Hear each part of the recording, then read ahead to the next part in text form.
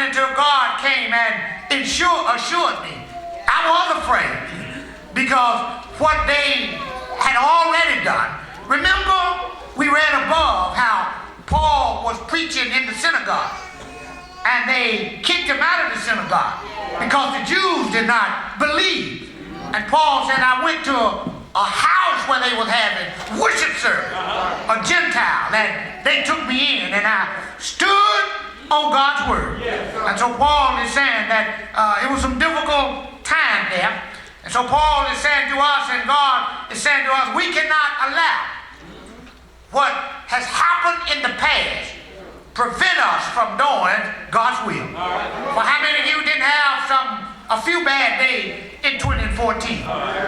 Oh, some of y'all didn't have no bad days. Well, I had a few bad days. Back is hurting right now, but all Paul is trying to tell you, God is trying to tell you, you can't let those difficult days you had in the past determine where you're going in 2015. In other words, you can't dwell on what you could not do then. This is one of the tricks of Satan. Satan wants us to always be reminded of the trouble we faced in 2014. He wants you to understand that if you keep coming to rehearsal, it will rough coming in. And if you come then now, you might not only encounter the rain, you might come in the rain, just the sleep might catch you. This is what he's saying. If you come to Bible study, he always wants to bring out the bad about what did happen. And if you get up and go to church, if you pay your tithe, you might miss your bill. He reminds us all the time of the suffering, the trouble that we face.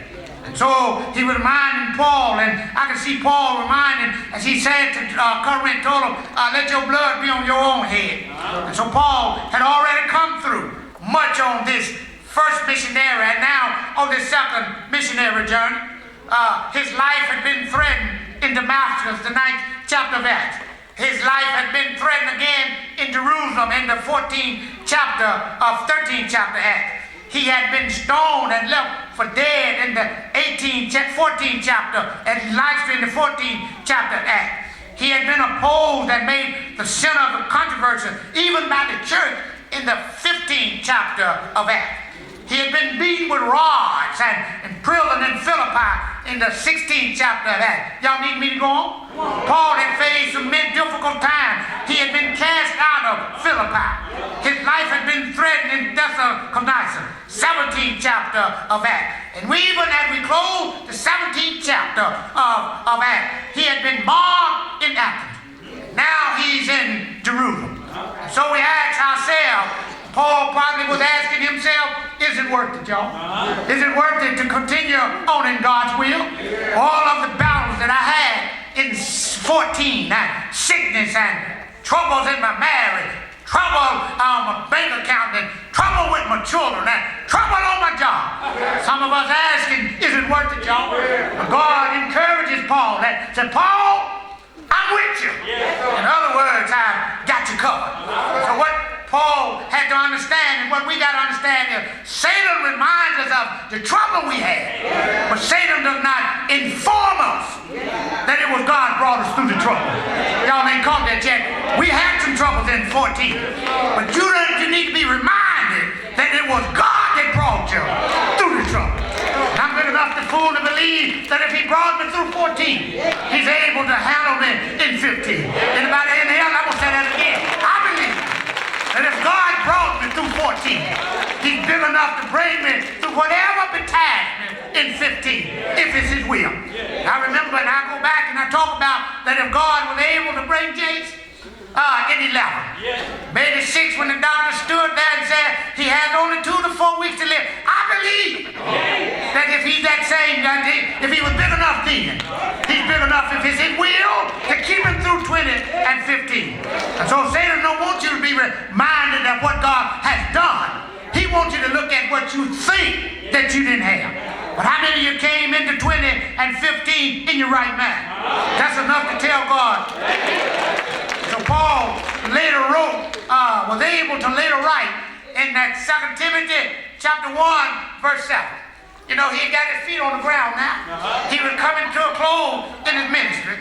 Paul had been through shipwreck, and God told him to stay on board, and told not only him, but he said, but if you stay on board, if you stay with the ship, it's going to break apart. But if you just grab a log, you're going to get to where you're going.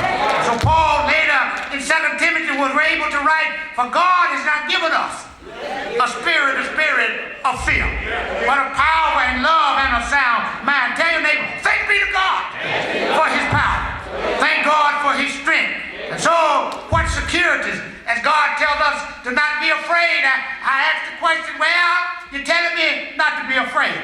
But what securities do you have to keeping me from being afraid? I said this morning that when our house was broken in back in the 70s, and my wife did not sleep, and we got a little security. The security was, we got an alarm system. So my question is, what securities, God, can you give me that will cause me not to be afraid? Do you know what's around every corner? Do you know the evil thoughts the men got against me? So God didn't go through a long conversation. You know, when Moses approached God and said, well, God, who do you want me to tell Pharaoh sent me? God didn't go through no long presentation. You know, I found out God don't have to do a long, presentation. I think Caesar Clark said if it take a long introduction, it must not be much to you anyway. So God just said, second point is, God said, you got my word. That's all he said. He said, I got your word. He said, you got my word. He said, my word is, I'm with thee. Listen to the 8th part of verse 10. God says, for I am with thee, and no man shall set on thee to hurt thee. New Living Translation reads it like this. For I'm with you, and no one will attack you and harm you. And I got a little happy, but I said, but that's just about Paul. He said, well, this is not the only message I gave about me being with him. He said, you do remember Moses and Joshua? I said, yeah, I remember Joshua, and I remember how they left Egypt, and Moses got there and wasn't able to take them in. He said, but you remember I kept Moses? Even when they talked about it, I kept Moses. And then I called Joshua, and Joshua, I know he was afraid because he had to go places that he never been before. He had to try to lead people across the Jordan River, get them to the promised land. And he thought Moses was going to do it, but I called him. He said, listen, that's what I said to Joshua in Joshua 1 and 5. He said, there shall not any man be able to stand before thee all the days of their life. As I was with, so I will be with. I will not fail thee, nor forsake thee. That's some powerful words. I said, God, sometimes words sound good, but have you got any proof that you're able to do what you say you're able to do? And then I skip forward just a few more chapters, Jones, and I remember when God got Israel to the Jordan River. And God said, well, I want you to put it in place. I don't need you to have no knife. Don't need you to have no weapons. He said, once I got them crossed, he said, all I want you to do is put the priest first. Let their feet touch in the water. In other words, he said, all I want you to do is have trust in me. Have enough faith to believe that I'm able to do what I'm able to do. I said, well, that sounds pretty good, God, but what about when there's some people standing that you got to fight? He said, well, just fast forward a little bit further, boy. He said, you remember the Jericho city, don't you? I said, well, yeah, God, that's getting a little bit better. There was some folks in the Jericho city. They had a wall around the Jericho city. He said, well, what did I tell them to do? He said, my word said, don't take no weapons. Just get your lanterns and march around the city.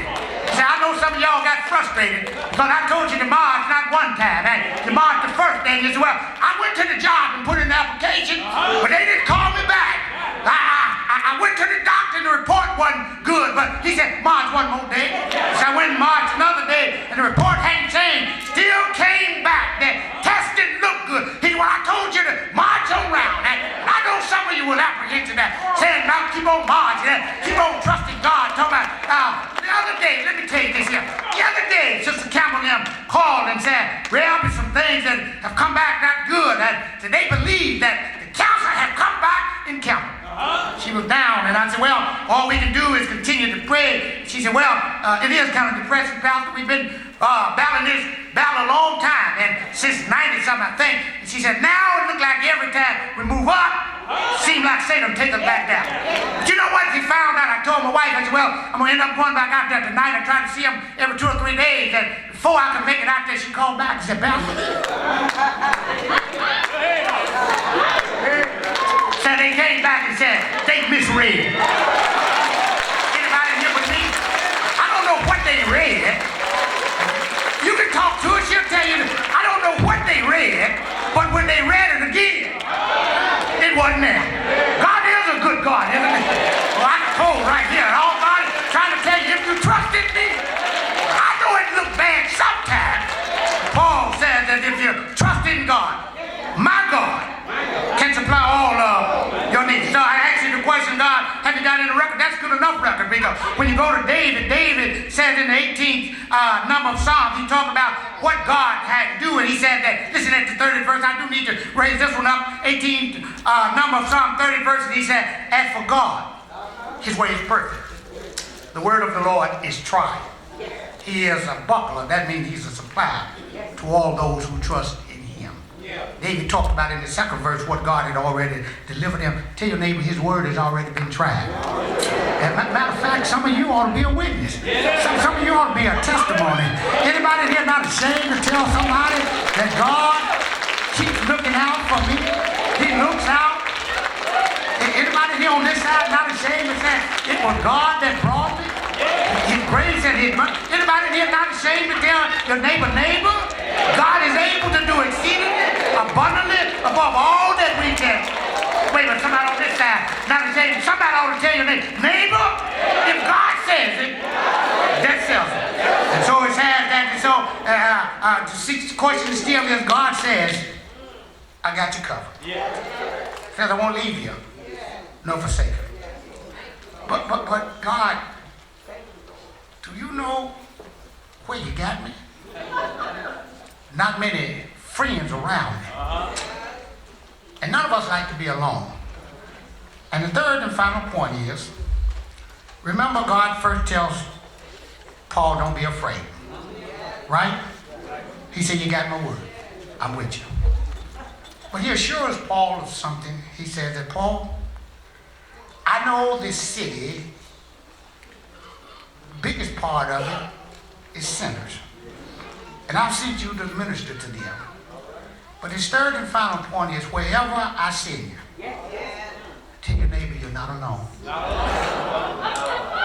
You need to grasp that. Tell your neighbor, wherever God sends you, you're not alone. Now you got to grasp that, because it's not where you go on your own, but it's wherever you're not alone. Listen to it. I'm going to bid y'all farewell, because I just get happy about God really making a way before we even make it there.